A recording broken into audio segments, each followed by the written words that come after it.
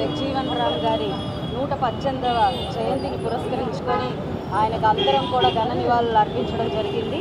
మరి దళితుల ఆశా జ్యోతిగా, స్వాతంత్ర సమరయోధుడిగా పేరుగాంచి జాతిపిత తర్వాత బాపుగా ఆయన బిరుదాంకితం పొంది సమాజంలో ఆయన చేసిన అశేష కృషికి ఈరోజు ఆయన 118వ జయంతి కూడా విస్మరించకుండా సమాజంలో మనందరం జరుపుకుంటున్నామంటే ఆ రోజు ఆయన కనపరిచిన ఆయన విశేష కృషి అని మనం చెప్పుకోవాలి.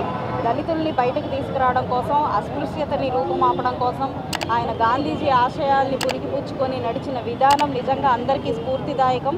ఈరోజు సమాజంలో భావితరాలు అందరూ కూడా ఆయన యొక్క స్ఫూర్తిని ఇనుమడింపజేసుకొని ముందుకు వెళ్లాల్సిందిగా ప్రతి ఒక్కరికి పిలుపునిస్తూ ఉన్నాను.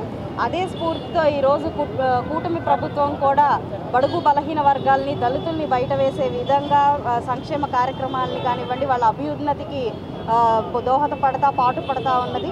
ఇవన్నీ కూడా మంచి ప్రభుత్వం యొక్క లక్షణాలుగా మనం గుర్తించుకోవాలి. మరొకసారి అలాంటి మహనీయుణ్ణి ఈ సందర్భంగా గుర్తు చేసుకుంటున్నందుకు చాలా సంతోషం వ్యక్తం చేస్తూ సెలవు.